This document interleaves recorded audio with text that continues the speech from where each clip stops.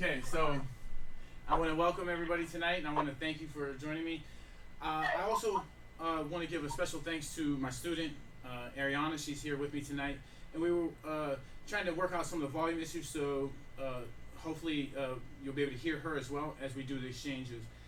If for some reason you can't hear her, I'll make sure that you understand exactly what we're talking about, and as we progress through the lesson tonight, I want to make sure you learn as well. Of course, I've been working with Airieanna for about 5 months now, so we know how to communicate, and I'm going to help to share with you tonight how that's important. As we're learning mathematics, it's a language, so having the terminology and how to communicate is essential. So first, let me give you a brief background of who I am. Many of you know me that are watching tonight. My name is Jason O'Malley, and I've been teaching and tutoring mathematics for over 20 years. Ever since I helped my mom get her GED when I was 15 years old, and I've just been helping people all my life. But I never saw that this is something that I'll be doing for a living, right? I just kind of did it because I was good at it. So now this is my effort to kind of turn this into a career. I want to start streaming math classes and helping to educate others using the coach approach. And it's my hope that tonight you will see that I bring something a little different than traditional educators or teachers. The way I teach math and the way I communicate is a lot different than you're used to. And my hope is that you'll enjoy it and you'll learn something tonight, and we're going to have fun learning mathematics. I know that's kind of crazy when you hear that, like nobody really thinks about learning mathematics, so that's going to be fun, but I think you'll see it can be fun. So let's get started, and we're going to do a brief recap with Airieanna. Airieanna, from the beginning of mathematics, we talked about like the ABCs. What do you need to learn first in algebra? And one of the first things that we did, we went over sign numbers, and we said there's 4 different ways that we're going to look at the sign numbers.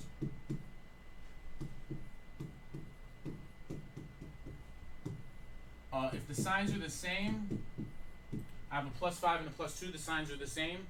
What do we do?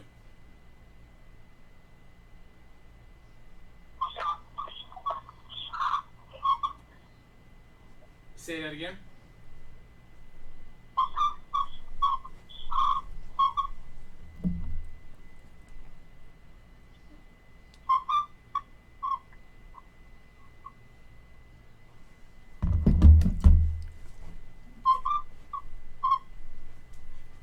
Okay, so I can't. There's some audio difficulties. So what I'm gonna do? Say it again. Airieanna, can you hear me? Yeah. Okay, go ahead. All right, so my bad. There was a little bit of technical difficulties there. I'm going to ask you, can you see the board? +5, +2? Yeah. All right, good. So, when we have that situation, we have the signs are the same. We're going to add them and keep the sign the same. So we have 2 positive numbers. We're going to add it and keep the sign the same. And so again, if we have 2 negative numbers, the signs are the same. What do we do in that case, Airieanna? Add them and keep the sign of the larger number. Good, okay, good. And I like how you said that, because I said keep the signs the same, but the way you said it is exactly right too, because essentially the larger number is the 5 and it's a negative, so if we keep that sign, you're exactly correct. Okay, now, so what if I have a situation where I have the signs different? I have a +5 and a -2, or +5 and a -2. What would I do in that case, Airieanna? You subtract them and keep the sign of the larger number. Okay, good. That's exactly right. So again, I'm gonna in this case I have the signs different, so I'm gonna subtract it and keep the sign of the larger number. And again, if I have the signs different, I have a -5 in this case and a +2. Again, I'll subtract it and keep the sign of the larger number. Now, for the viewers at home, I'm gonna go through this kind of rapidly. This is like just a basic recap for Airieanna. We've been doing this for a while, so she knows these rules. She knows these principles like the back of her hand. So I'm going to go through it rapidly with her, because I would like to progress tonight to a lesson that we did this week. I want her to learn a little bit more of some of the things that we're working on, and still help the viewers at home learn it a little bit as well. So if you don't get this all at once, that's natural. The first time you go over something, you're not going to get it at once. So that's the key to mathematics. You keep going over it. So you can play back this video later and kind of do it yourself and see how it goes. And that's the sign. That's the addition. This is the rules for addition and subtraction for signed numbers. So the rules for multiplication and division. If the signs are the same, if I have two positives and I'm multiplying or dividing, what would my answer be, Airieanna? If you're doing what? If I'm multiplying and dividing and I have two positives, what would the answer be? Positive or negative? Positive. Good, excellent.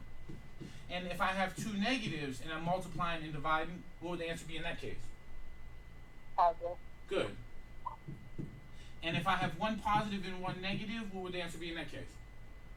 Negative. Good, excellent. So there's a key difference here. I want you to see a key difference between when I'm adding and subtracting. If I had a positive and a negative, I subtracted and I kept the sign of the larger number, right? In multiplying and dividing, if I have one positive and one negative, I don't care which one's the larger number. The answer's always going to be negative. So just remember that key difference, because what happens is when we're going through problems, solving problems, students confuse these two rules. And inevitably, we'll just have to correct it at that time. But right now, I'm going to put that out there, so just be careful when watching for that. Let me say one other thing, too. A lot of times when we were learning math coming up in school, our big fear was of making a mistake. Don't be afraid of that. Because in mathematics, and I guess in life too, when you make a mistake, it's more important about how you come back from that mistake. So in math, it's important how you come back off that mistake, how you learn what you don't want to do again. Okay? All right, so don't be afraid to make a mistake. Just go ahead and put that work in, and when you make mistakes, we'll clean it up from there. So let me erase this. And we're going to do a couple problems based on the addition and subtraction. Because what math books like to do is they like to present the problems sideways, right? And they like to give you what I'll call a lot of noise. There's a lot of noise here. We have extra parentheses, we have extra signs. This is a plus 20, plus 17. And there's a lot of extra noise. There's a lot of stuff going on. So what I like to do is simplify it as much as possible and say, well, look, first of all, we've never added or subtracted sideways like this. And so the math books, they present it sideways, and I think that's just wrong. They should present it how we learned it coming up, and that's when we stacked it on top of each other vertically. So let's do that. Let's stack it on top of each other vertically. One thing I want to point out, there's a positive sign in the middle here. If there's a positive sign in front of this parentheses, I don't have to do anything. We'll get to it in a minute. When there's a negative sign, that's when we'll have to change something, but right now there's a positive sign, so I don't have to do anything. So what I can do is I can just take these numbers straight out the parentheses, and there's nothing in front of this one. I'll take the numbers straight out the parentheses, and I'm just going to put them on top of each other. I'm going to put the larger one on top. And now we'll go back to our addition and subtraction rules. When we had our add subtract rules up here, I'll put them back up for a quick reference. If you have paper and pencil at home, go ahead and take notes. You can go back over your notes. We had two positives, and if we had the signs the same, what do we do, Airieanna? Airieanna, if the signs are the same, what do we do? Add and keep the sign of the larger number. Good, excellent. So we added 5 plus 2 is 7, and keep the sign of the larger number, so it's a positive 7. If the signs are the same and they're negative, we do the same thing. Add it, 5 plus 2 is 7, keep the sign of the larger number. Now when I say larger number, I want to put a little caveat on that. Negative 5 technically is not bigger than negative 2. So when I say larger number, I mean it's larger in the absolute value. And let's briefly go over absolute value. So again, as I said, we have to be talking in the same language. So if I say, what is the absolute value of negative 5? Right? And I put these little bars. These little bars mean absolute value. If I say, what is the absolute value of negative 5? What I'm saying is, I'm going to give you a little graph here. I'm going to put 0 right here. I'm going to put negative 5 over here and positive 5 over here. The positive numbers come to the right. The negative numbers go to the left, right? So if I say, what is the absolute value of negative 5? This word absolute value, I'm going to spell it out so you see. Absolute value. What that means is, absolute value means the distance from 0. Excuse my handwriting, distance from 0, but I will translate for you as I give it to you. Distance from 0. So absolute value means the distance from 0. So if I say, what's the absolute value of negative 5? I'm looking at negative 5, and what is my distance from 0? Well, there's 1, 2, 3, 4, 5 spaces from 0. So that's the distance from 0. Well, what if I said, what's the absolute value of 5 then? All right, well, let's look. How many spaces from 0 is it? 1, 2, 3, 4, 5. So as you see, the absolute value of -5 and 5 are both 5 because they're both 5 spaces from 0.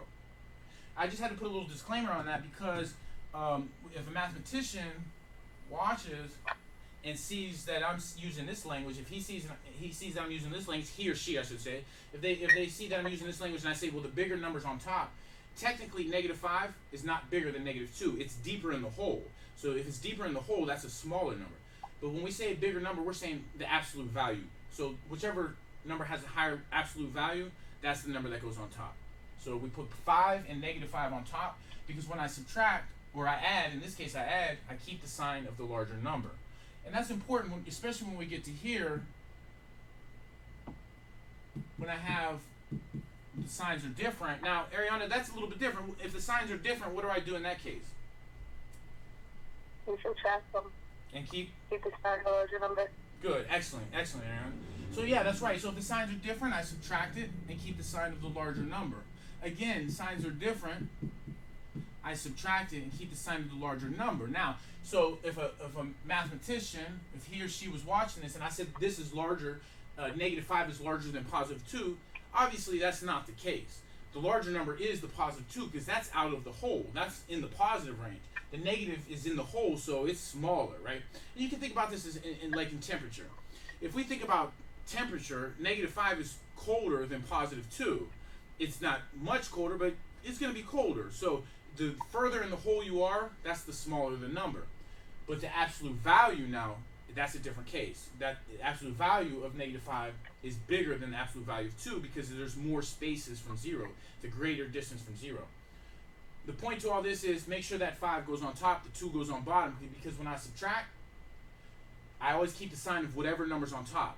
When I add, I always keep the sign of whatever number's on top. It's really important we put that bigger number on top, especially when we're subtracting, because you may have to borrow, you may have to do a whole lot of stuff. All right, so let's go back to this problem. So we had +20 and +17. As I noted, if there's a positive sign in front of this parentheses, I don't have to do anything. I just take them straight out. I'll put this +20 on top. I'll put the +17 on the bottom. We'll go back to our rules. If the signs are the same, I do what? Airieanna, if the signs are the same, what do I do? Keep the sign of, or you add them, and keep the sign of the larger number. Good, excellent. So I'll add it. 17 plus 20 is 37, and I'll keep the sign of the larger number, which is a positive. So that's a positive 37. Now I'm done with that. If I had more numbers, I still would just take, and I'm going to change this to a negative, I still would just take 2 at a time. So I would take these first 2,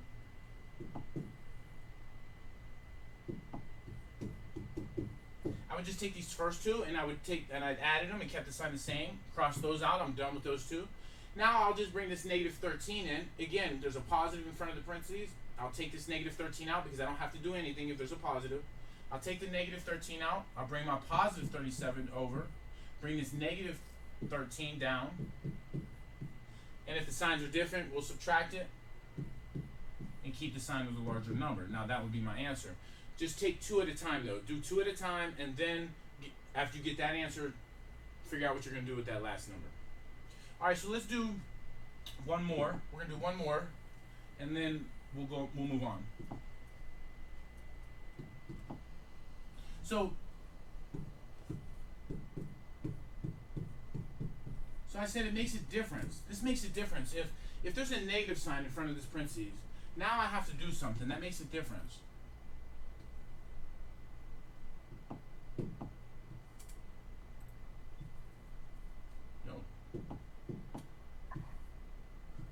Well, I'll leave that up there. It won't go. All right. So look. So there's a negative sign in front of the parentheses. So Airieanna, if there's a negative sign or a minus sign in front of a parentheses, what's that tell me to do? You have to change the sign of within the parentheses. Good. You Excellent. change the negative to the positive. Okay. Good. And what do I do with this sign?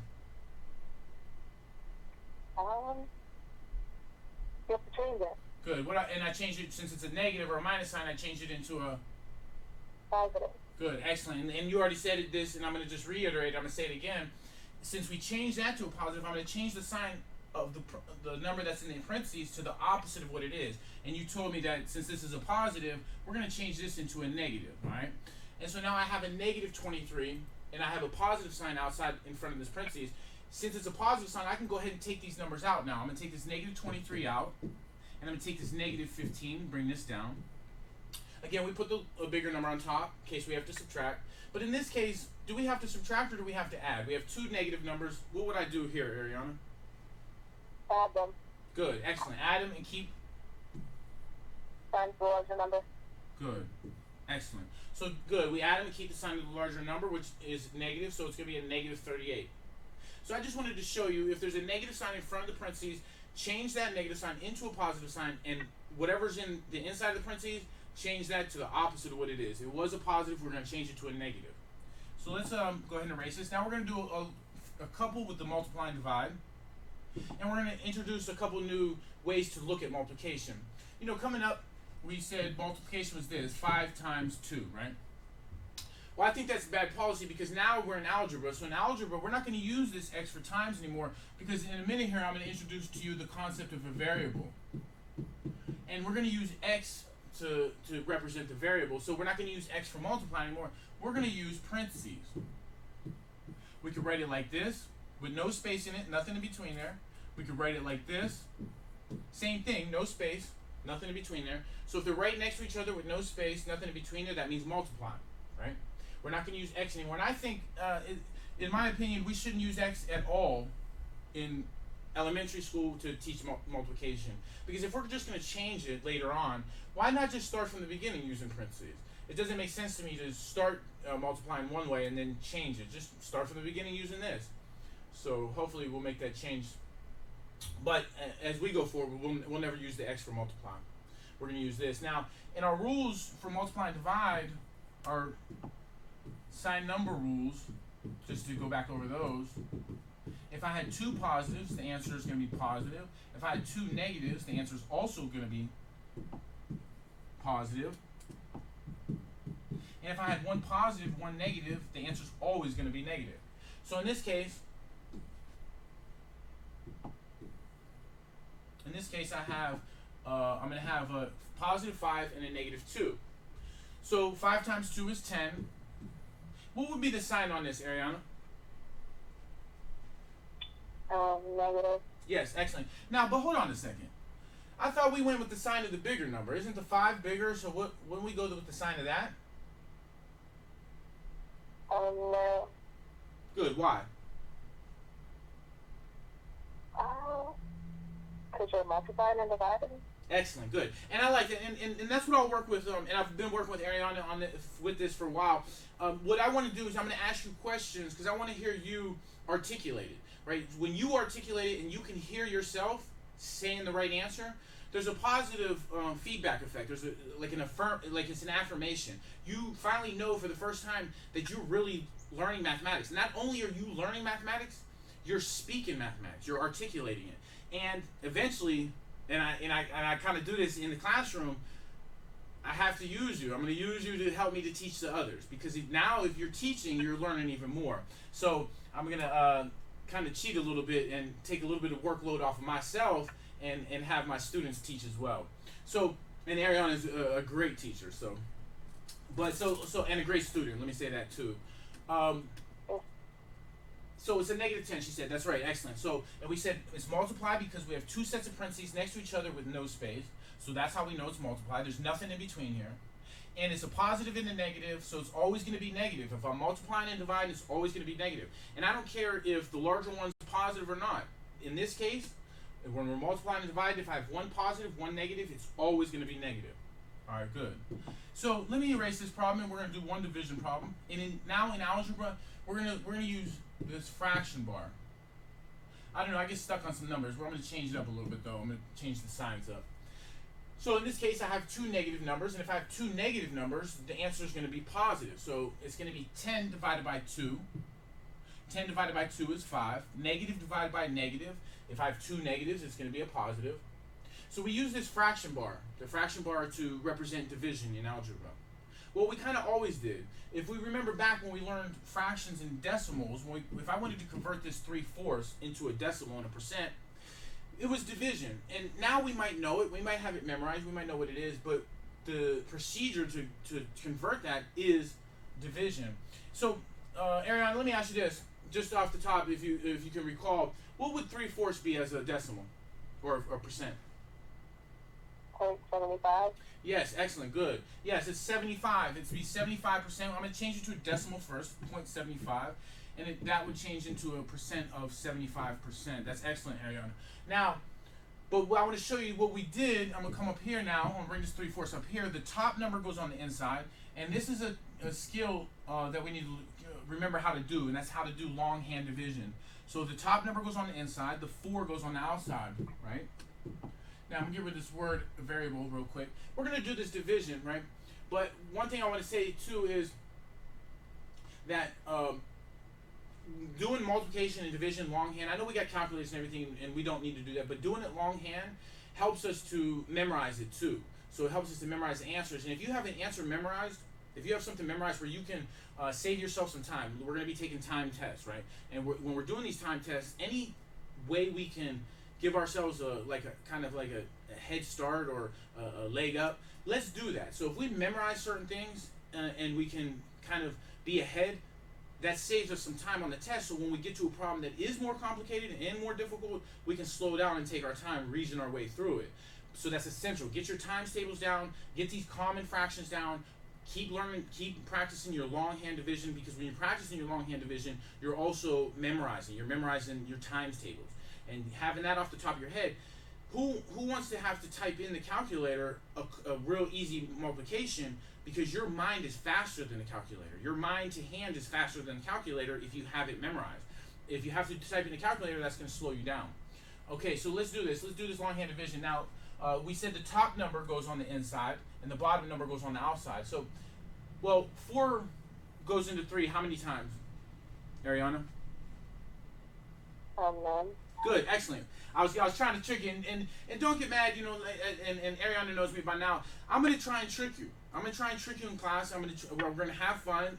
We're going to joke, you know what I'm saying? And I'm going to slip up, and you better catch me when I'm slipping, because I'm certainly going to catch you when you're slipping. And we're going to have a lot of fun, right? So I try and trick you, because if I can't trick you anymore in class, that test is not going to trick you. I'm gonna throw some stuff at you, and I'm gonna try and throw you for a loop and trick you. And well, at first I'm gonna teach you. At first I'm gonna build you up. But then I'm gonna go ahead and try and trick you a little bit, because if I can't get you, that test is not gonna get you. You're gonna go ahead and do your thing.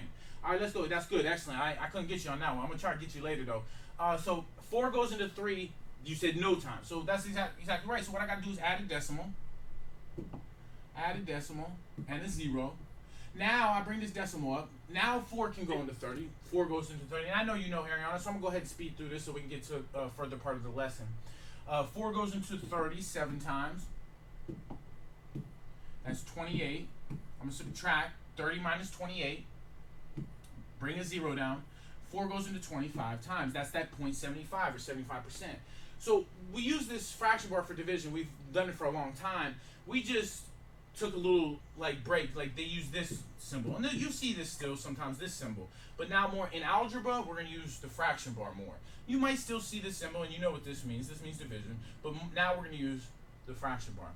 So that's the multiply and divide rules. We went over addition, subtraction, multiply and divide, right? So this is kind of like the ABCs of algebra, right? The signed numbers. It's really more like pre-algebra, right? Before you get into algebra, we need to be able to add, subtract, sign numbers, multiply, and divide them. Coming into now, so if that's the ABCs, the next step is kind of like, okay, so, and I'm going to equate this to English, because English is a language, and I said mathematics is a language.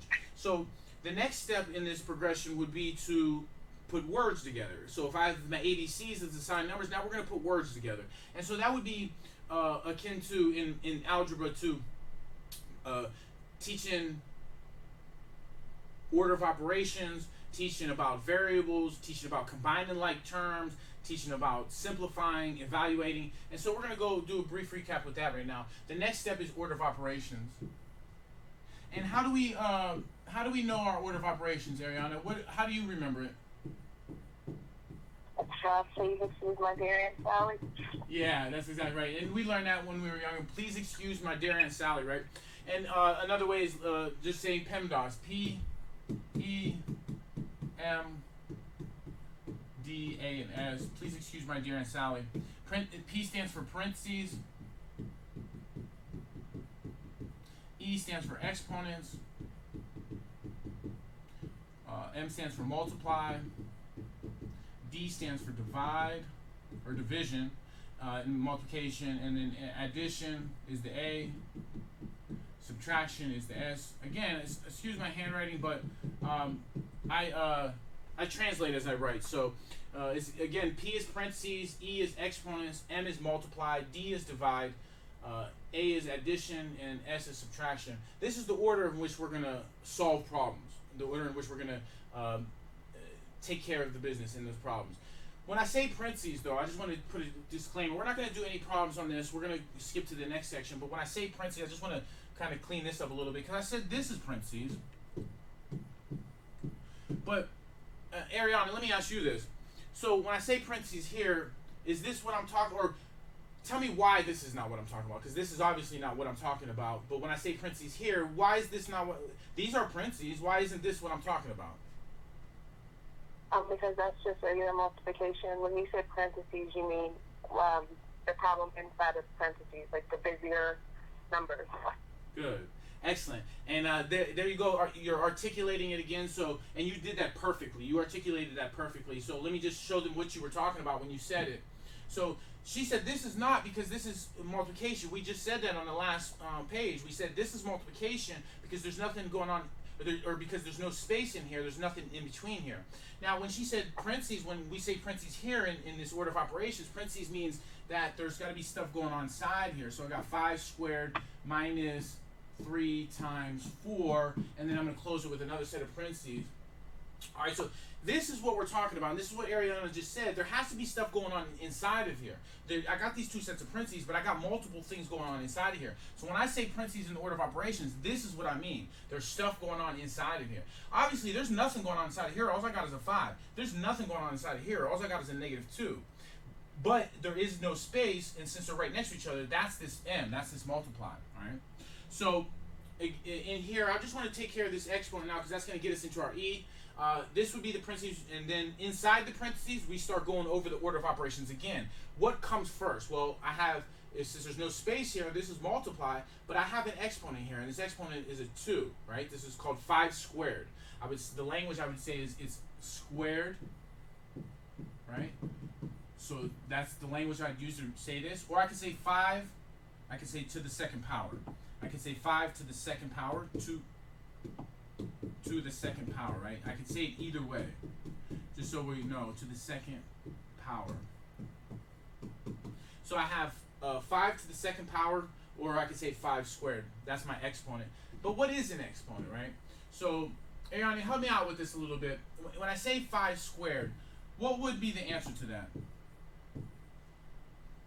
To what? When I say 5 squared, or 5 to the second power, what would be the answer to that? 25. Good, excellent. Well, how did you know that? What did you do? Times 5 by 12. Good, excellent. So when I say an exponent, I'm going to take this base. The 5 is the base. I'm going to come bring it over here real quick. So the 5 is called the base.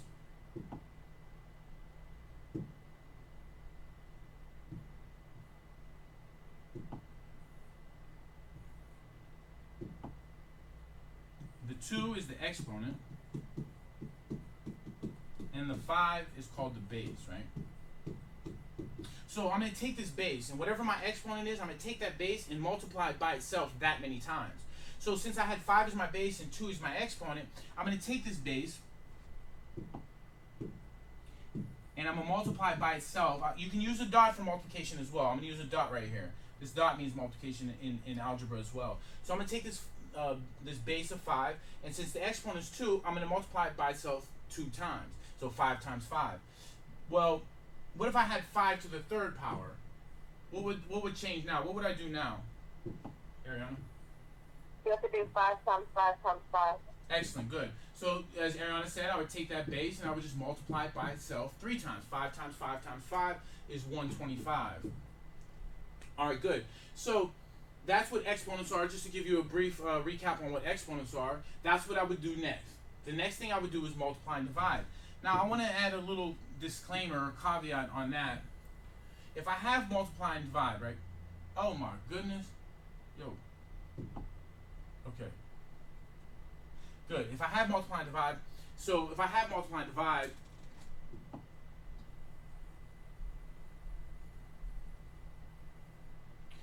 oh, it did it again. Yo. Okay.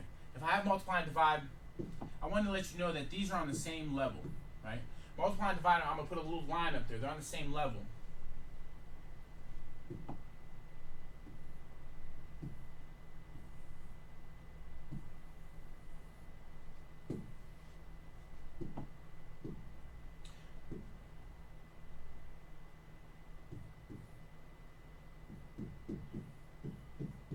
So I'm going to write this is a simple little problem. I'm going to write this real quick.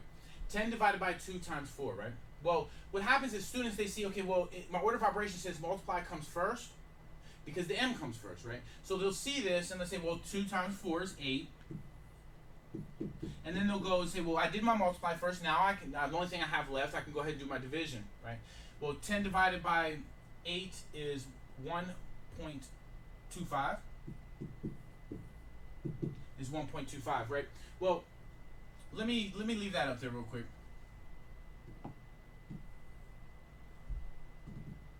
Okay, so now, but here's how it's, since I put that red line up there, this is just to jog your memory. When you get to an order of operations problem, if you have multiply and divide, what we're going to do is we're going to work from left to right.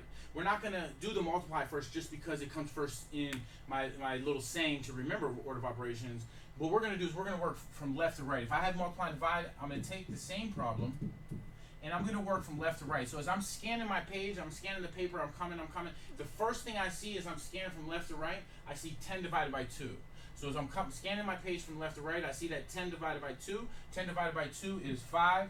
Then I'll do the multiplication. 5 times 4 is 20. All right? So if I come to multiply and divide, and that's all I have, scan your page from left to right and do whatever comes first.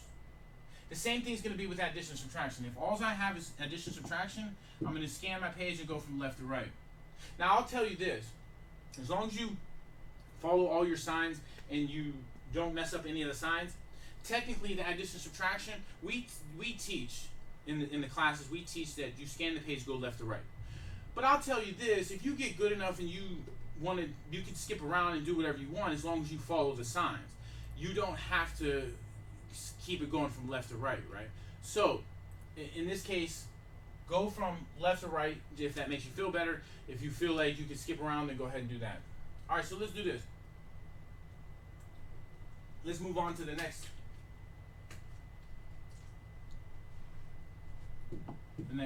part of the lesson.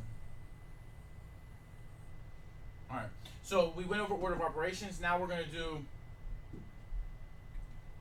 introduce the concept of a variable. All right, so in variables are letters that we use to represent an unknown value. And the most common variable we use is x. We also use y, and we're going to call it a variable. Right? So we also use y to represent a variable, which is an unknown value. When we're solving in algebra, often we're trying to solve for an unknown value. We might know the rate of change, and we might know how far we're going, but we need to know another variable, some other unknown that we don't know. So you can put these equations together. You can put the variables you do know, the information you do know, with the information you don't know, set up this equation, and then solve for the unknown.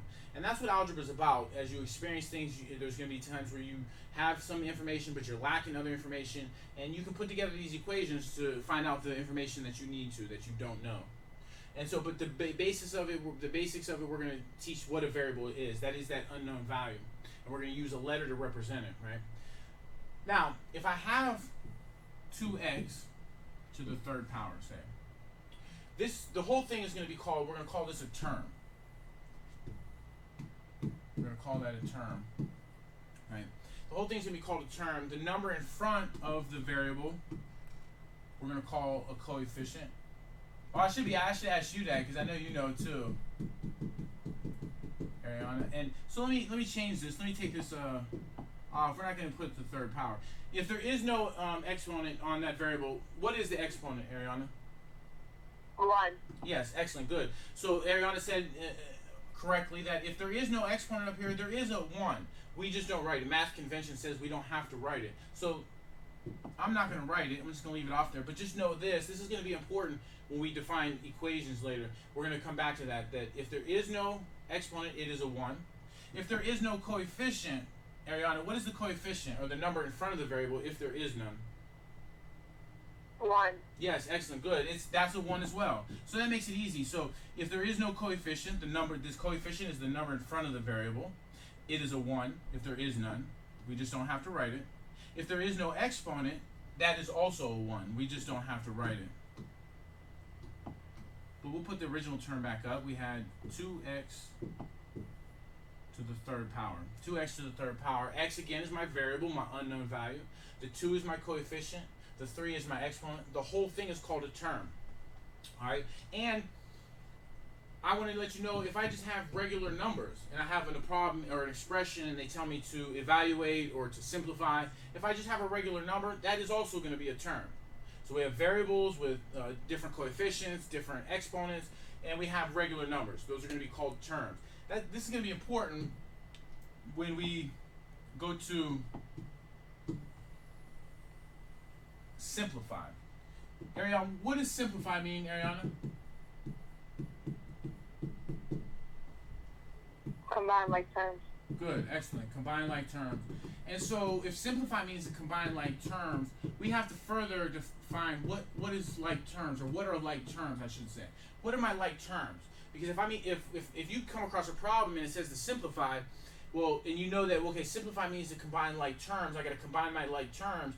Well, I got to know what are like terms and what are not like terms, because of course, if they're not like terms, I can't combine them. So let's do that. Let's further define this word like terms. So if I have, let me give an expression, and I'm going to say to simplify this expression, Airieanna. And so I want you to go ahead and tell us what to do. So I want to have 2x minus 3 plus 4x squared minus 2 plus 5x minus 3y squared. All right. So Airieanna, what would I do with this? How would I simplify this?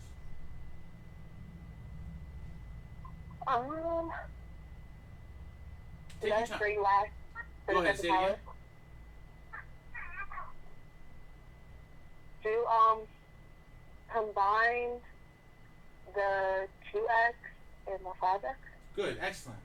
Oh, hey, you sounded a little tentative. You were right though, but don't worry though, because I'm gonna blow you up. If you get it wrong, I'm gonna go ahead and blow you up. But you already know I care about your education. I want you to learn. I'm just gonna blow you up so we can have a little fun, we can get a little laugh, and we can move on. And then we're gonna clean it up. But no, you're right on that though. But I'm watching. I'm waiting though. All right, yeah. So you said take the 5x and the 2x and go ahead and combine those.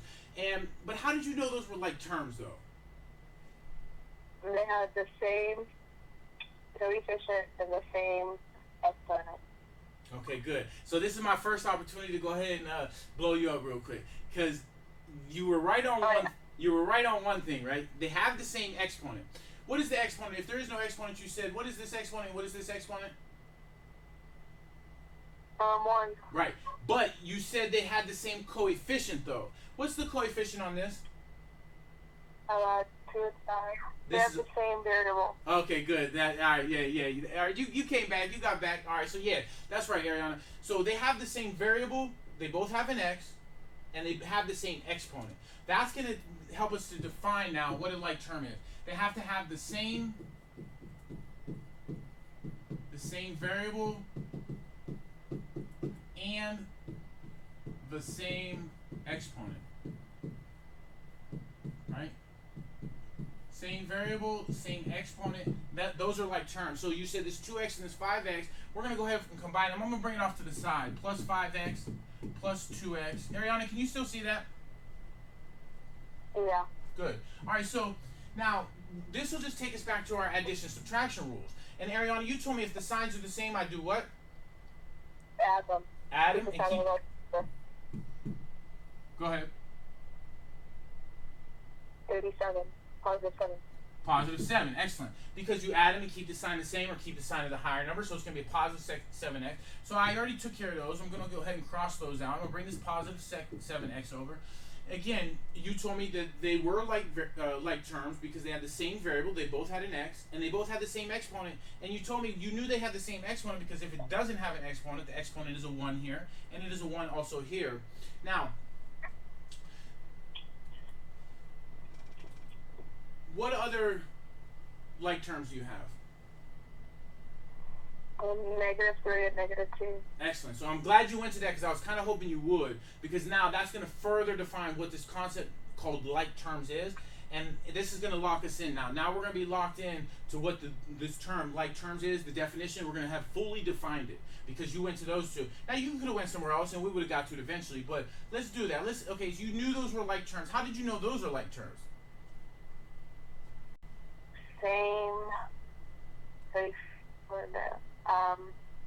Same exponent, same variable. Okay, so that is the one definition of a like term, and that's how you knew the x's were. But now the -3 and the -2, do they have a variable? No. No.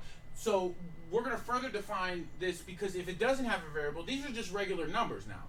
And so it can also be a like term if I just have regular numbers.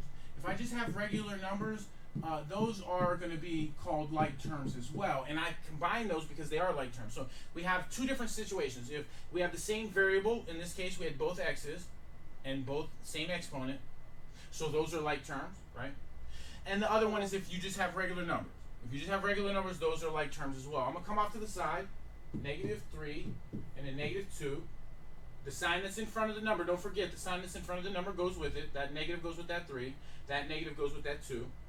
The signs are the same, so I add it and keep the sign the same. I'm going to bring that over here. Alright? Now, I took care of that, and I took care of that. What are my other like terms? Or do I have any other like terms?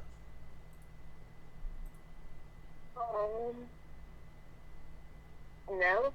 Okay, good. And why? Why can't I do anything with this and this? Because the variables are different. Excellent, good. Good eye. That's a good observation. You have a good eye. So that's right. The variable is different. This is an x, this is a y. They have the same exponent, so they met this part of the definition. This part of the definition where they had the same exponent, they met that. They both had a 2. They both had that 2 exponent. But they did not meet this. You have to meet both conditions. It has to have the same variable and the same exponent. It did not meet this condition. This is not the same as this. So what we're going to do is, well, matter of fact, Airieanna, you tell me, what are we going to do? Add them. Are they like terms?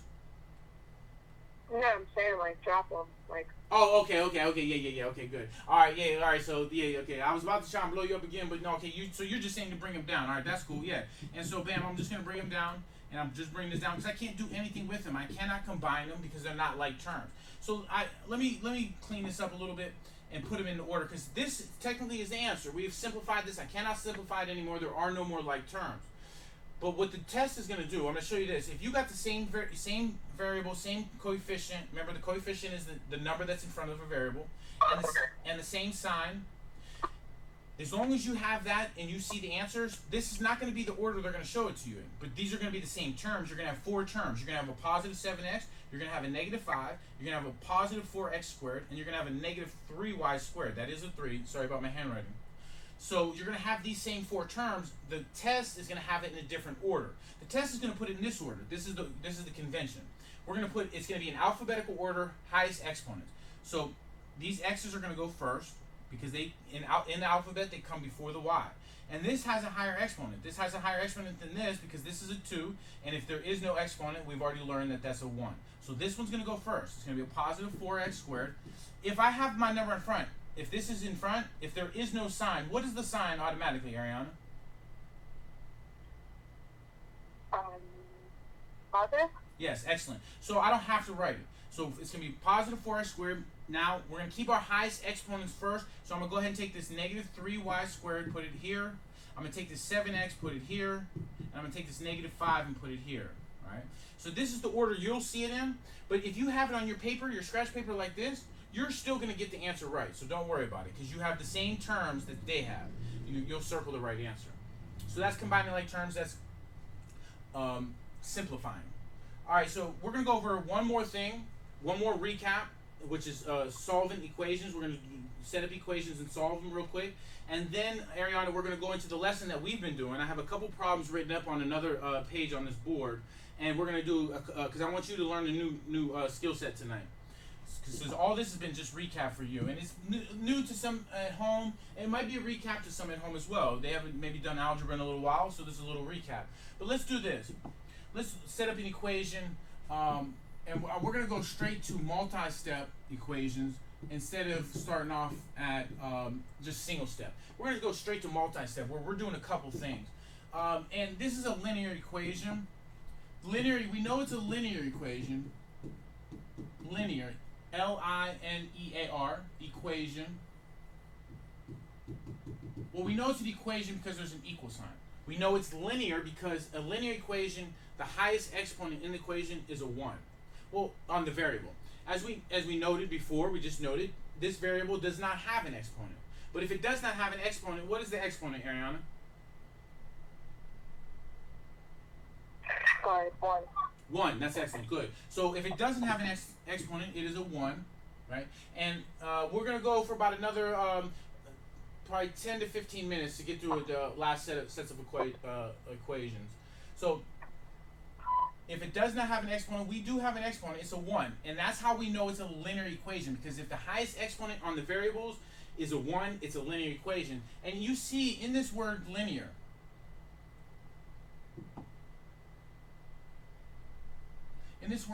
I have this word line, right?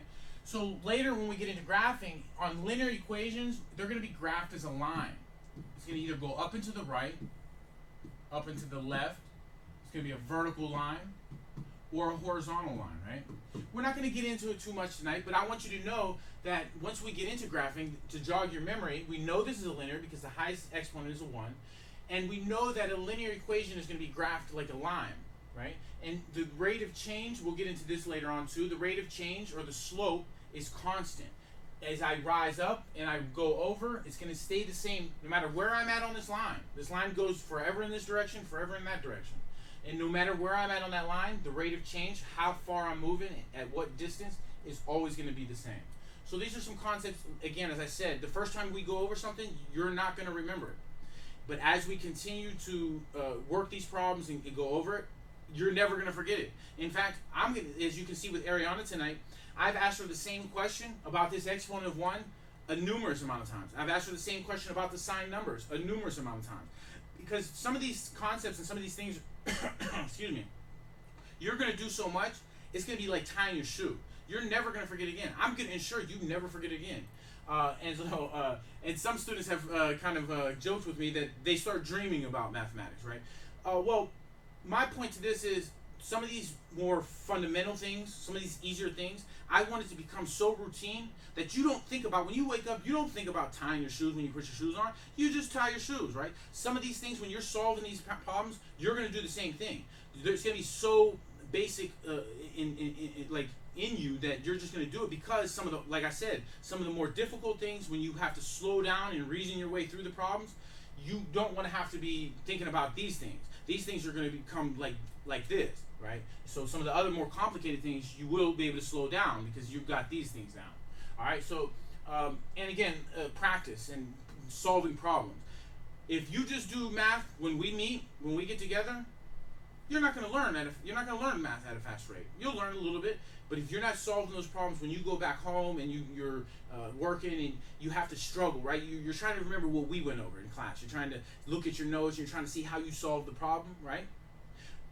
And then you struggle with it, and you can't get it, and you're like, dang, what did we do? I can't remember what we did. I see it in my notes. I can't remember how we exactly did that. And then all of a sudden, the light comes on, and you remember, you solve that problem. now you've got it for the rest of your life. You taught yourself in that case, you know what I'm saying? So that's when you're really going to learn mathematics, when you're teaching yourself, when you're back to struggling with the math problems and you're getting it in, and then finally that light comes on. So make sure you're doing that work too. All right, here, let me, and I don't got to tell you that, Airieanna, because you put that work in. Matter of fact, for a minute there, I had to try and keep up and find more problems. I couldn't even keep up. But and I appreciate that. I want to let you know, as an instructor and educator for a long time, when someone really puts out and works like that, it helps, because I know that you're getting it and you're passionate and you're trying to learn. All right, so let me erase these lines on this this linear equation. I'm gonna recopy it because I got some stuff up there that is just extra, but I'm gonna recopy it because our ultimate goal. Well, matter of fact, Airieanna, when we're trying to solve these equations, what is our ultimate goal? Get x by itself. Yes, excellent. Well, we're trying to get this x by itself, and you'll hear in the math text they'll say isolate the x, but all that is a fancy way to say let's get that x by itself. So we take a look at the x. We say, okay, we have two things with the x on the same side of the equal sign. I know that if my ultimate goal is to get that x by itself, I have to take those things to the other side, and I have to get them away from that x, right? So let's do that. I have this 12 and I have this 2. Now we said the 2, since it's in front of a variable, it's called a coefficient. So I have my coefficient here of a 2, and I have my 12, right? And we said all of that together, when I put it all together, it's going to equal 32. And that's another essential quality of an equation. If I have this equal sign, it's an equation. Whatever's on one side is balanced to whatever's on the other side, right? So as we go forward, when we do something... She's not here. Got a call back? Yeah. All right, so when we do something here, whatever we do to one side, we got to do to the other. And Airieanna just said, my ultimate goal is to get x by itself, right? So if my ultimate goal is to get that x by itself, then I have to take the 12 and the 2 over. And what I'm going to do is I'm not going to take the 2 over first. We're going to look at that 2 as if it's locked in with that x, right? That 2 is locked in with that x, so we're going to take the 12 over first, right? And now, when I go to do that, I'm going to do the opposite of what it's telling me to do. Right now it's telling me I'm going to add 12, so I'm going to do the opposite of that to cancel it out. I'm going to subtract by 12, right? So I'm going to subtract by 12 to both sides. Remember, whatever I do to one side, I have to do to the other. So I'm going to subtract by 12. 12 minus 12 is 0. So we're just going to draw a line through that because that cancels out. But remember, that's what I wanted to do. I want to get that x by itself, right? I want to solve for that x. So let's get that x by itself by canceling this 12 out. 32 minus 12, again, it's a positive 32 and a negative 12. Going back to our rules, if I have a positive and a negative, I subtract and keep the sign of the larger number. So that's going to be a positive 20, right? Bring my 2x down. Now, again, to get that 2 to the other side, since my ultimate goal is to get that x by itself, I'm going to do the opposite of multiply by 2. I'm going to divide by 2. So divide by 2, and again, whatever I do to one side, I have to do to the other.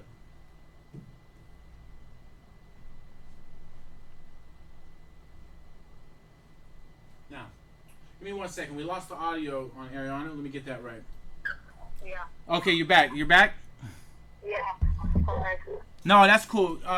My bad. Airieanna, I just want to walk you through where we're at so far. So far, we've gotten down to canceling out. We divided by 2 here, and we got the x by itself. 20 divided by 2, of course, is 10.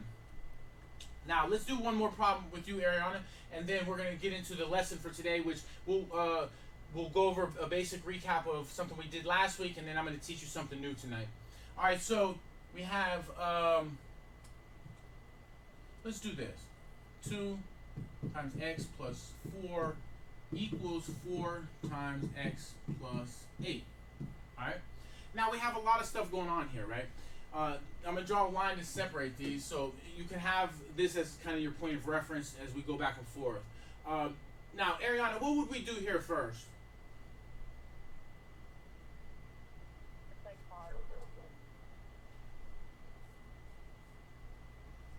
Say that again. Say that again, Airieanna. Airieanna. Oh, hold on a second. I got to get you. Yeah, say that again.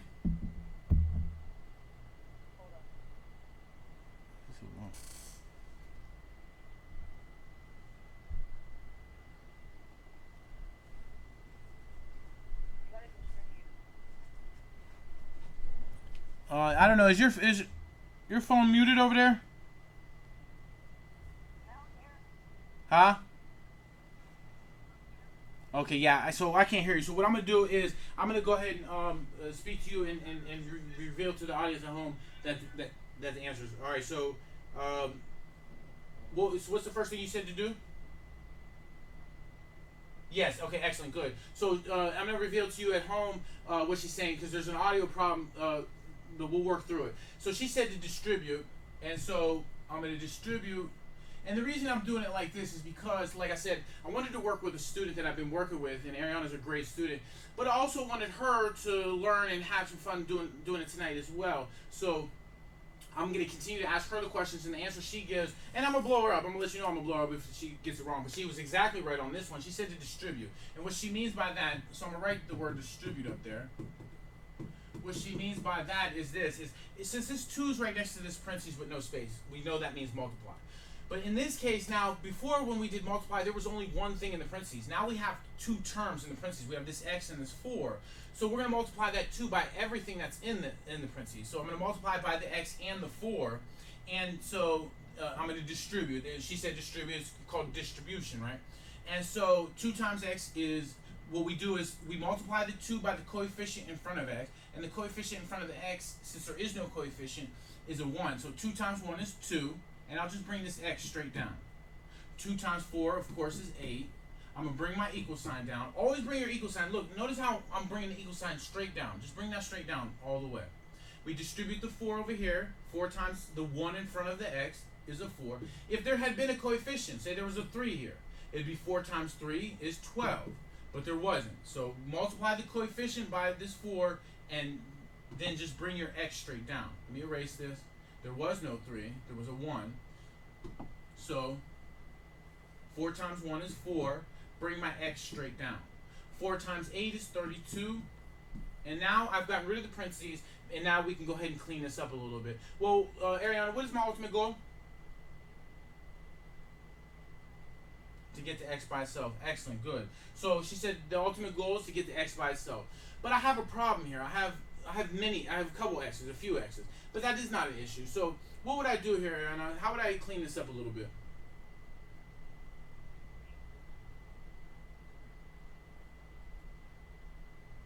Yes. Well, maybe. Well, let me say maybe on that, because she said take the 2x and add it to the 4x. All right. So you're saying to do this then, right? Does that look correct?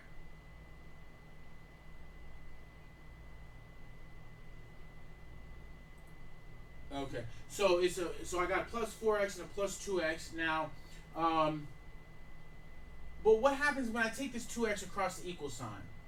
How do I get that? How do I take that over? What do I got to do?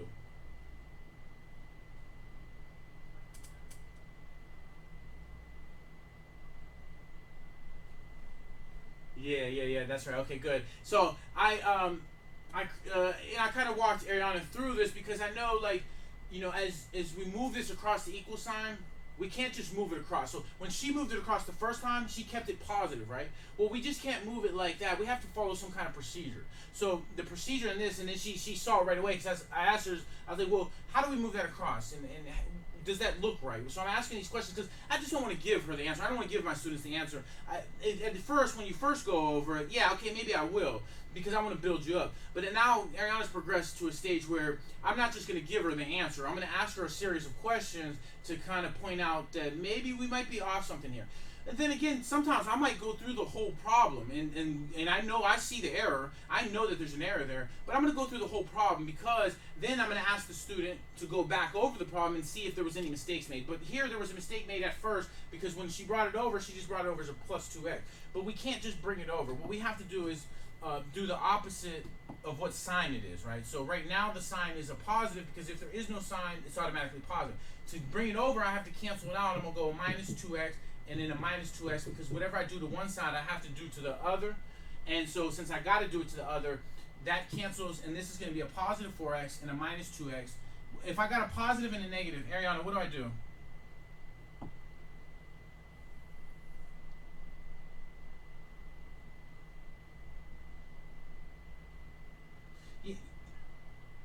Yeah, good, excellent, good. So if I got a positive and a negative, I'm going to subtract. So I have this positive 4x and this negative 2x.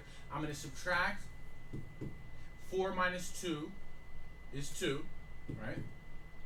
Then I'm just going to bring this positive 32 down. I'm going to bring my equal sign down. And I'm going to bring this positive 8 down because I haven't done anything with it, right? So again, as Airieanna said it before, my ultimate goal is to get this x by itself, right? So since my ultimate goal is to get this x by itself, I have two things with the x. I have this 2 and this 32. I'm going to take those to the other side. I have to cancel them out. So which one am I going to take first, Airieanna? Okay, we could do that, right? We could do that because now that we get good at our algebra rules, we can do a lot of different things. So she said take the 8 over. But let me ask you this, Aaron. If I take the 8 over here, right? What's my ultimate goal? Excellent, good. So good, you're right. Let's get the x by itself. But if I take the 8 over here, then I'm taking it to the x, right? So I'm actually bringing more stuff to the x. So I don't want to do that because I'm trying to take this 32 and this 2 over there. I'm trying to take it away from the x. So and since we're not going to take that 8, which one am I going to take first, the 32 or the 2? Yes, excellent. So she said take the 32 because we said before when we first started solving it, the 2, this coefficient is locked in with this x. I can't do anything with that until I take this 32. So what I'm going to do is I'm going to take this 32 over first by doing the opposite of what it's telling me to do. Right now it's telling me to do plus 32, so I'm going to do a negative 32, right? And if I do it to one side, I have to do it to the other side. Take that negative 32. Now I put it on top, remember, because we always put the large number on top in case we have to subtract or borrow or do anything like that. Over here, 32 minus 32 is 0, but that's good. That's what I want to do. I want it to get cancel out. I want this to cancel out, right? So since I want this to cancel out, I subtract them. 32 minus 32 is 0. Over here, I have a negative and a positive, and it's a negative 32 and a positive 8. I'm going to subtract it because the signs are different. And then, so I have to borrow from the 3, make it a 2. 12 minus 8 is 4. Then bring my 2. 2 minus 0 is 2. I keep the sign of the larger number. The larger number is a negative, so I keep it negative. Bring my 2x down. Bring my equal sign down. Now, my ultimate goal, as Airieanna told us, is to get that x by itself. I have this 2 next to x. When the 2 is next to the x, what does that mean, Airieanna?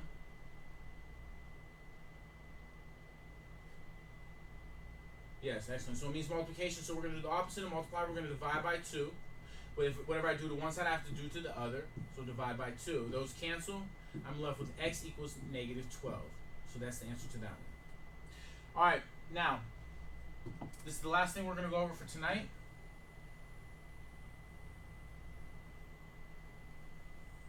Last thing we're going to go over for tonight.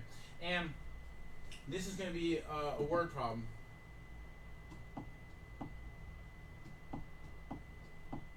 We're going to read this word problem. I wrote this up right before we went live. And Airieanna, we did this problem a couple weeks ago, I think. And I'm going to read it out loud. It says, Berman Mills has 360 employees. The number of production employees is 12 more than 3 times the number of employees who work in management. How many production employees are there?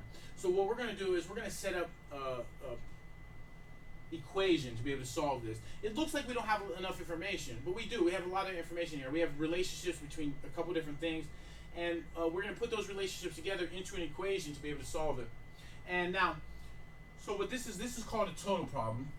We're going to call this a total problem, right? And what that means is I'm going to have a couple different things that I'm going to add together. I'm going to total together to get my total. And in this case, Airieanna, what's my total? Good. It's 360 employees, right? 360 employees.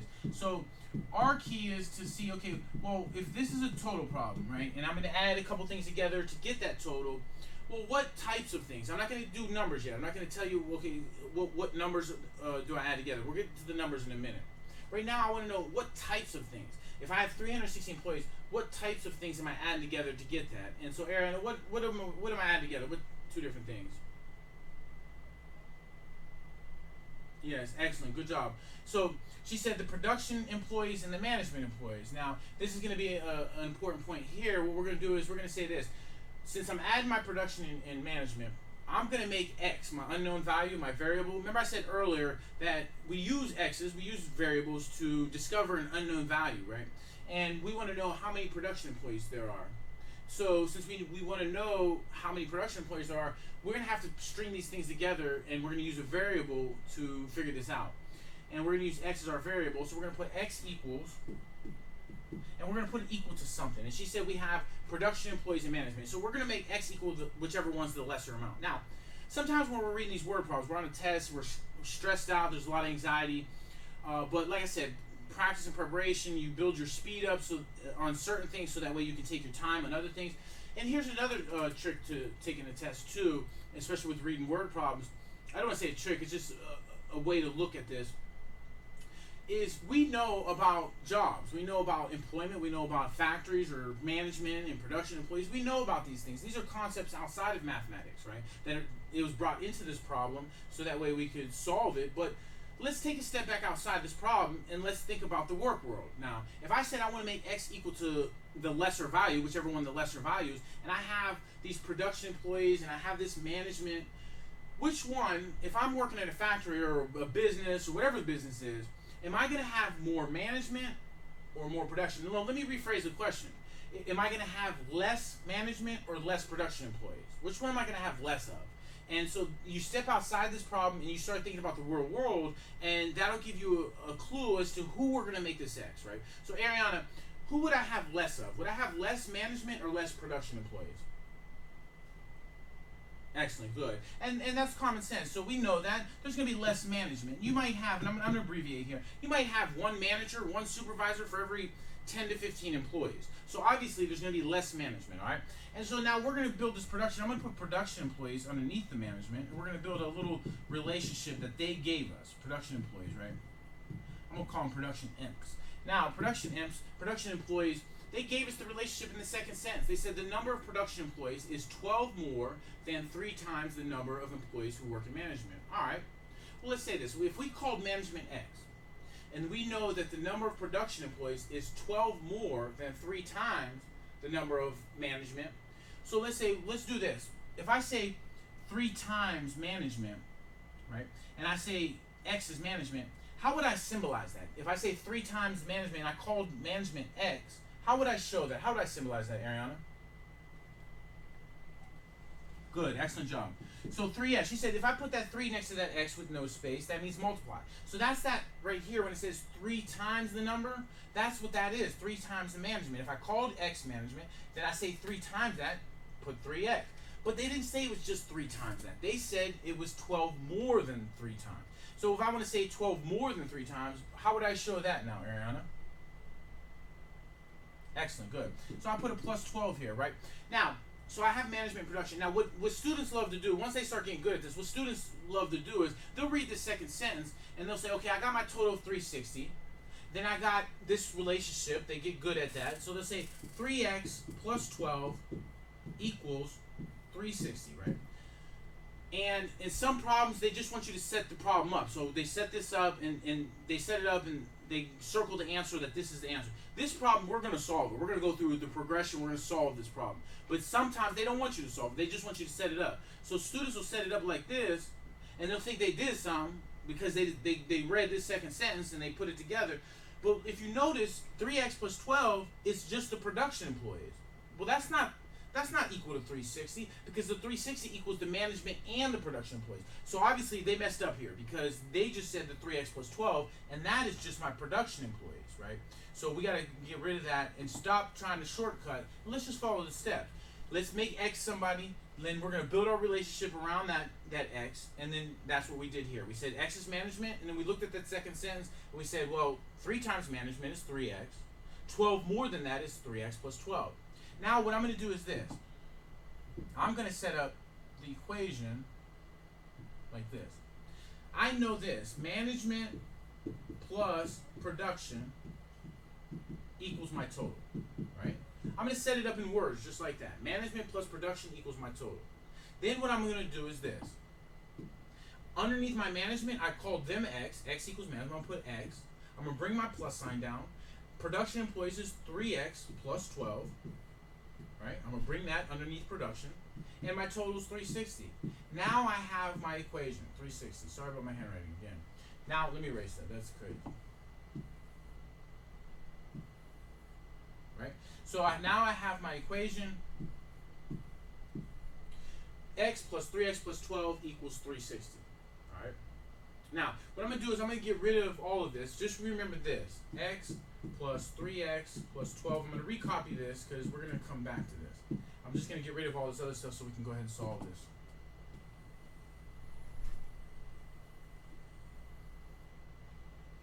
X, so we had management.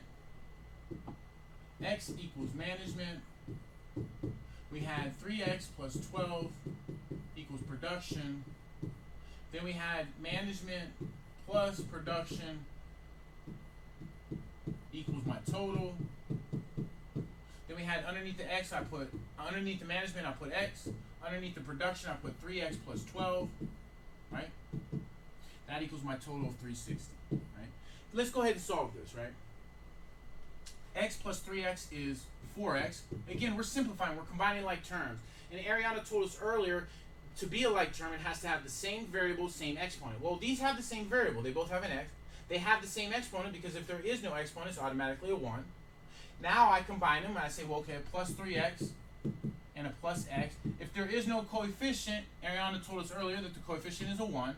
So 3 plus 1 is 4x. That's how I got x plus 3x is 4x. Bring my plus 12 down. Bring my 360 down. And now, our ultimate goal on equations, Airieanna, is what? Excellent, good, to get to x by itself. So since my ultimate goal is to get that x by itself, I have two things with the x. I have this 12 and this 4. I have to get them to the other side because my ultimate goal is to get this x down here by itself. Which one am I going to take first, the 12 or the 4, Airieanna? Good, excellent. Why don't I take the 4 first, though? Yeah, that's right. Good. Excellent. And I'm laughing a little bit because Airieanna's real good at this, and I appreciate it. All right, so yes, good. So she said the 4 is locked in. We're going to look at this. This 4 is locked in with this x. I can't do anything with that. I'm going to take the 12 over first by doing the opposite of what it's telling me to do. It's telling me to add, so I'm going to subtract. I'm going to subtract again over here because whatever I do to one side, I have to do to the other. 12 minus 12 is 0. 360 minus 12 is 348. Bring my 4x down. My ultimate goal is to get that x by itself. So the last thing I'm going to do is do the opposite of multiply by 4. I'm going to divide by 4. X equals 87. Now, the word problem before. Now, I erased the word problem, so it's not up there. I should have moved to a different screen so I could have brought this back up. But I'm going to tell you what the word problem is. It asks for how many production employees, right? And the reason I did it like this is because when you read these word problems, they'll ask you for different things. So there's a couple key things you want to put into your game, right? First, once we get down here, we got to say who is x. What is x? And x is, who is x? What's x represent, Airieanna? Good, excellent. And so, and Airieanna knows this really well, and all my students do, because this is another point I love to really get them at, because I want to trick them, or I want to blow them up on this point, because this is a point where the test is they're gonna do this. They're gonna switch things up on you, and they're gonna do this. So what they're gonna do is this. They're gonna say it's like, okay, X is, you did all this great work. You set this problem up. It's wonderful. This is beautiful. You did great work, right? You get this X, and they'll have, here's your answers. It'll be 1 is 87, 2 is 53, 3 is 273, and 4 is 240, right? All right, so you have these answers. You got all your answers. You got down to x equals 87. You're feeling yourself. You're like, yeah, I did that, right? So then you circle the 87, or you fill the bubble in on the test, and you move on to the next one. Then when you get your test results back, you see a big a red mark in it, and you're like, man, how can that be wrong? That ain't wrong. I did that right. But you forgot to go do one essential thing. You got x equals 87, and Airieanna said 87 is the management. But if I had the screen and pulled it back up, I would have shown you that the question said how many production employees are there, right? How many production employees? So obviously there's not 87 production, there's 87 management. So Airieanna, how would you figure out how many production employees there are?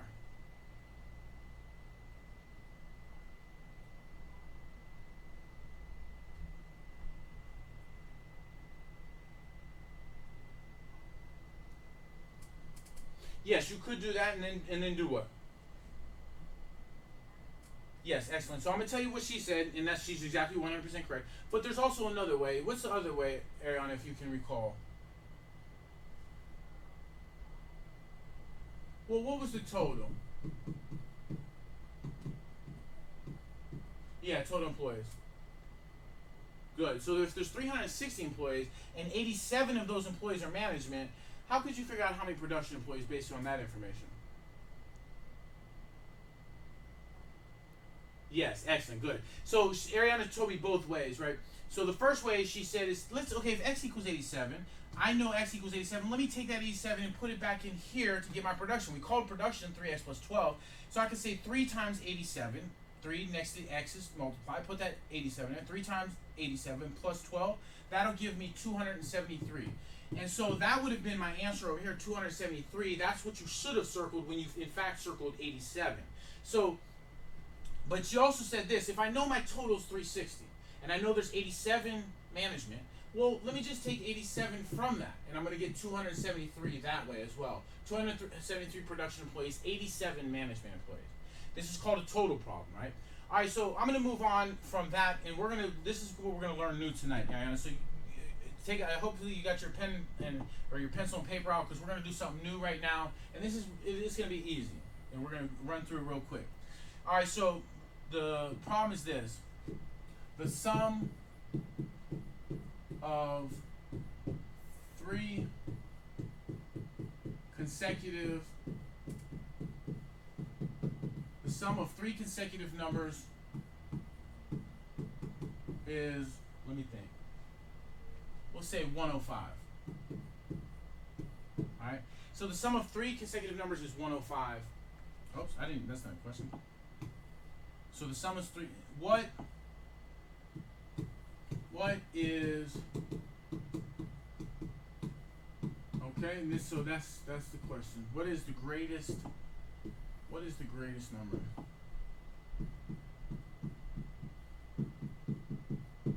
greatest number? Alright. Now, so Airieanna, give me 3 consecutive numbers. What's consecutive? Or give me 3 consecutive numbers off the top of your head. Just any 3. Okay, well, good question. Excellent. So consecutive means back to back to back. So 3 numbers that just come right after each other. Okay, good. She said 24, 25, and 26. I'm going to pick 3 as well. Just let's see if this works. I'm going to pick 16, 17, and 18. All right, watch this. So if I say, okay, the sum of 3 consecutive numbers is 105, I'm just going to say, on your scratch paper, pick 3 consecutive numbers. I don't care what consecutive numbers. Airieanna picked 24, 25, and 26. I picked 16, 17, and 18. So let's go. Let's call the first one x. Airieanna, how do I get from 24 to 25? I got to add what? We'll add 1. So I'm going to take x plus 1, right? All right, Airieanna, we're going to go back to the 24. How do I get from 24 to 26? I got to add what? 2. Excellent. X plus 2. Now, we said it's sum, so sum means to do what? Add. Excellent. So I'm going to put plus signs. And when I sum those, when I add those, my total is, they said what? When I add those numbers, they gave us a total in there. What was the total in the problem? 105. So bam, now I have my equation. Now, if once you set your equation up, you can go to town. We've been doing this for a minute. You know how to solve, because when we solve them for equation, my ultimate goal is to get that x by itself. Might have to clean it up, combine like terms, simplify, but you know what you're doing. But hold on. Let's see if I picked 3 consecutive numbers too. Let's see if mine work. So if I say 16 is x, I'm gonna call that x. How do I get from 16 to 17, Airieanna? I gotta add what? Add 1. X plus 1. Airieanna, how do I get from 16 to 18? I gotta add what? Add 2. So I'm gonna go x plus 2. Excellent. And then we said sum is add, so I'm gonna put my plus signs and I'll put my equals 105. If you notice, the numbers you chose and the numbers I chose gave us the same exact equation. Now, I don't really need these numbers. I don't care about these numbers. I'm going to get rid of these numbers, right? I'm going to get rid of these numbers. It doesn't matter, because once I got my equation, I'm just going to solve it, right? I pick any 3 consecutive numbers and I put them up there. So x plus x plus x. What's that, Airieanna? 3x. Good. Excellent. And then a plus 1 and a plus 2. What's that? Yep.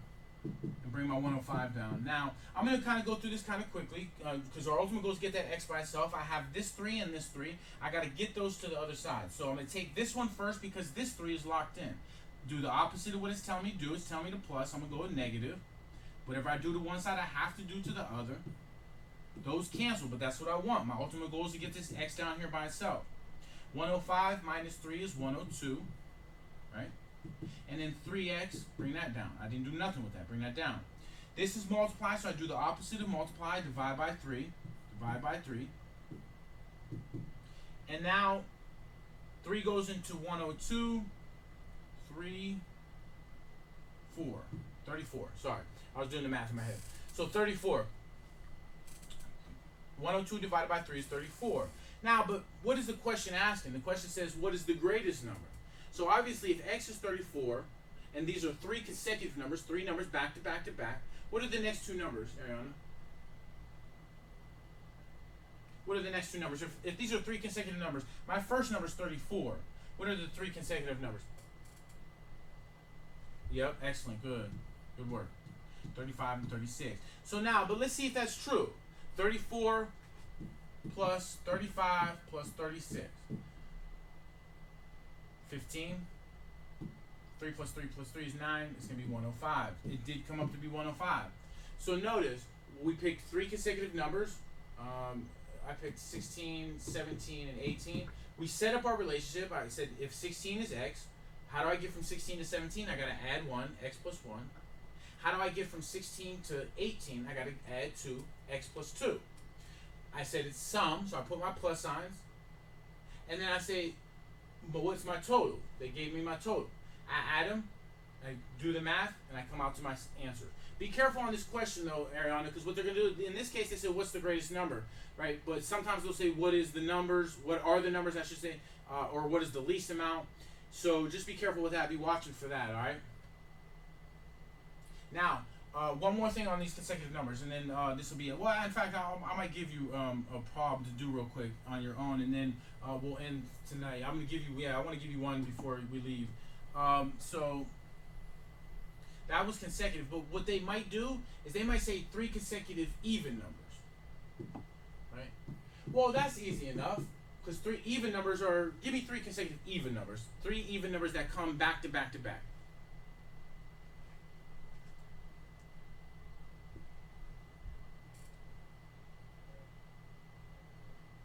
Yes, excellent. So she said 32, 34, and 36. All right. Now I'll pick 3 consecutive even numbers as well. Let's pick 10, 12, and 14. So these are 3 consecutive even numbers. These are even numbers that come back to back. 32, the next even number is 34, the next even number is 36. Those are the numbers Airieanna picked. And I picked 10, 12, 14. I'm going to pick a different total here because this won't work. I'm going to pick, let's pick 72. And then let's find out what these numbers are. If the total for the sum is 72. So if I call, Airieanna, if I call 32x, how do I get from 32 to 34? I got to add what? Yes, add 2. So let's call that x plus 2. How do I get from 32 to 36? I got to add what? 4. Notice I always go back to the original number. So I got to add, she said I got to add 4. So I'm going to go x plus 4. Now we said sum is plus, put my plus signs, and my total in this case is 72. All right. So that's my equation. Once my equation is set up, I really don't need these numbers. You can leave them up there, but I really don't need them. Now I chose 10, 12, and 14. Let's see if we get the same equation. If I call 10x,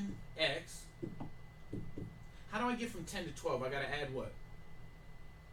2. Good. X plus 2. How do I get from 10 to 14? I got to add what? 4. Excellent. Good. So again, as you can see, let me erase this number over here. I don't know what that's doing, but let's erase. Let's sum it. Let's put my plus signs, put my equals, and my total is 72. If you notice, I have the same exact equation because I don't care what 3 even numbers I pick or 3 consecutive even numbers.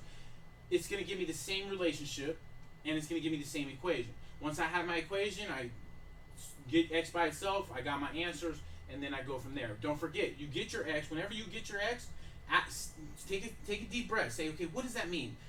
Who is x? What is x, right? So you go through that step. Then say, okay, well, what question were they asking me? And this one says, what is the greatest number? When we were doing Berman Mills, remember Berman Mills, when we were doing that problem, the question was, how many production employees? Well, when we got the X represented the management. So if you would have put that 87 on that problem, you would have been wrong, because the question asked you, how many production employees are there? All right.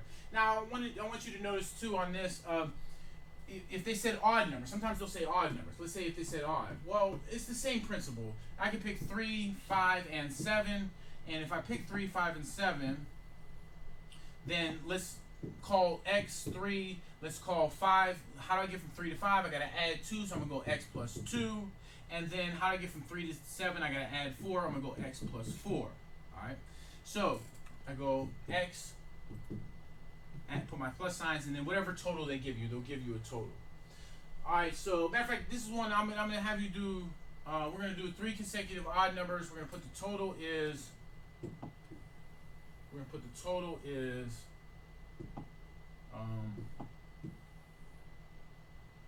69. All right, the total is 69. Now, what is the greatest number? What is the greatest number? All right, Airieanna, work that on your scrap paper real quick, and I'll give you about 2 minutes to go ahead and do that, and tell me kind of when you do it. Kind of tell me what you do as you do it. Were you able to copy the notes down on the last couple problems to recall this? Okay, so Ed, go ahead. I'll give you about 2 minutes to go ahead and work through that. As you do that, I'm gonna give. Well, first I want to thank you. Go ahead and work through that. I want to thank you for kicking it with me tonight, and I look forward to seeing you this week. And we're gonna get some more math in and learn this week. And I want to thank everybody who watched at home for learning with me tonight, viewing. I have a special thanks for my nephew Steven. He's been helping me. My friend Steve, he's helped me a lot in this endeavor. And as we continue to stream these math classes and to learn and grow together, my hope is that I can educate, I can help people to become their best selves, and maybe make a little bit of money doing it too. So I want to turn this into a profession for myself, and so spread the word. If you learned tonight and you had some fun, spread the word. Let people know I'm coming soon, and they're going to learn math from someone who I've been doing it for a long time. I've been reaching people. Let me tell you this. I was incarcerated and I'm coming home. I've been reaching people inside for a long time, and I've been mixing it up and getting it in with my brothers. And helping them to learn math for the first time in their lives. I don't know how many people have told me that they couldn't get it. They couldn't get algebra. They couldn't learn math, and finally they get it, and finally they're able to do it. Because I'm not going to let you not get it. I'm going to keep getting it in with you. And I'm going to let you know this. I might talk a little smack. I might blow you up a little bit, but that by the time I start mixing it up like that and start talking smack or blowing you up, you already know by that point I care about you and I want you to get your education. And so you're going to know that. You're going to know that you're in a class that's not going to, they're not going to, I don't know how the teachers were when you was coming up or how the education was, but you're going to be in a class with someone who's going to make sure that you get it. So I hope you had a lot of fun tonight. Again, I want to thank you and continue to be watching for me. I'm coming and I'm going to get the word out there and we're going to have a lot of fun learning. So let me get back with Airieanna right now. Airieanna, how you doing? What'd you come up with?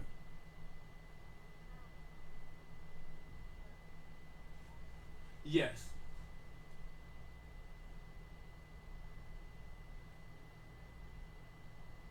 That's cool. So let's go. Let's work it out. So when we said 3 consecutive odd numbers, and like I said, Ariana, don't worry about that. And I'm gonna tell the audience at home as you're learning, when you first learn something, nobody ever gets it right the first time. I mean, almost never. But what we're gonna do is we're gonna walk you through it step by step, and then over time you're gonna get it right. So, what was the first thing you did when you were on your paper or started? Okay, what numbers did you pick? All right, so good. You were off to a good start. You're off to a good start right there. She picked 17, 19, and 21. So you did exactly right. You picked 3 consecutive odd numbers. That's 17, and then the next odd number is 19, and then the next one is 21. That's perfect. So what was the next thing you did? Okay, so go ahead.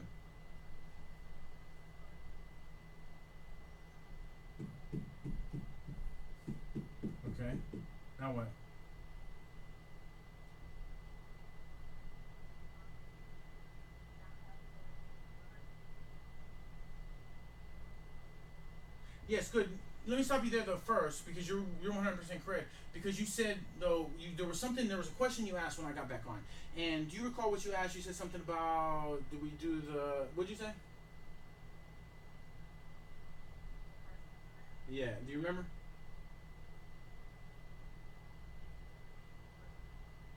No, for this problem. For this problem, when I got back on, I said, "Okay, Ariana, how you doing?" There was a question you asked me.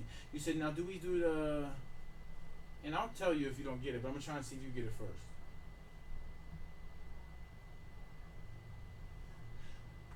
Okay, you did say that, but that was the second thing. The first thing you asked me was this. You said, "Do we do the equals 69 now?" Right. So that was the first question you did. So that was a great question, and you're 100% correct on that. The only reason I want to ask you, and the only reason I'm asking you that now, I'm bringing that back to you because that was your first question, is because everything you've done right now is 100% correct. So you said you were a little confused, and I started to laugh a little bit because I'm like, well, dang, where'd you get confused at? Because everything you did so far is 100% correct. But I know that's why I really wanted to work with you tonight, and in my first showing to kind of show off with one of my ace students, and you're like that. And I really appreciate that because your first go, you got this 100% correct. Now I'm just gonna add that first question you asked. The first question you asked was, do we put that equals 59? So far that's the only thing that I don't see that you didn't tell me to do, and that was the question you asked. So let's go ahead and do that now. And so tell me what else do I got to put in here that because you started solving the problem. You told me so I got to combine my like terms. You started solving the problem. But before we start solving the problem, because you're right on that too. But before we start solving the problem, let's make this I'll say grammatically correct because in math is a language, so we have to have the right like punctuation, the right grammar. So since we're missing a couple things here, and so what would you add here? Let me get rid of these numbers. We don't need these numbers anymore. What would you add?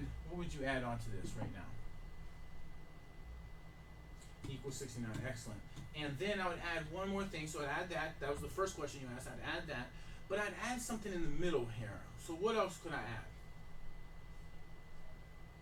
Yes, excellent, good. So good, yeah, good. And so that's perfect. Now you got everything 100% correct. So go ahead and tell me what you just told me, how we're going to start solving this. Okay, good. So tell me what they are. 3x, yep, 3x plus 6 equals 69. Good. Now what's the next thing? Good. Good. Minus 6. Why didn't you do the 3 though? I mean, because we need to get rid of that too. Why didn't you do that? Good. That's locked in with that. Okay, good. So those cancel. 69 minus 6 is 63. Bring my 3x down. What do I do now?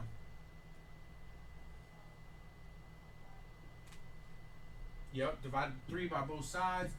And those cancel, so I'm left with x equals 21. Right? Okay, good. So what would be my next number? Well, first of all, what's the answer? What's the answer to this problem? Oh, I got you. Hey, I knew I was gonna get you. I love it when I get my students, man. I know that's kind of like I don't know, it's a little sick a little bit. I'm a little sick when it comes to that because it's like I said though, because I got you out there. Hey, look, we were working through this problem, and I kind of go fast. You know what I'm saying? I kind of hustle fast. You know what I'm saying? I move fast. I talk fast, right? So I say, okay, well, what's the answer to this problem? And you like 21, right? But what we gotta do before we say that? What we gotta do? We gotta do what?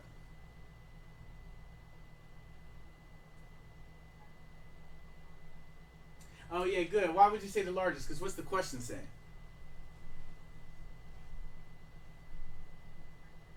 Yeah, it says what is the greatest number. This question asks you what is the greatest number. So if 21 is x, and I said 3 consecutive odd numbers, and they add up to 69. Tell me what my three. Well, Ariana, tell me what are my 3 consecutive odd numbers that are going to add up. Now, if 21 is the first number, what's the next number? 23 and 25. So what's the answer to this question now that we know that?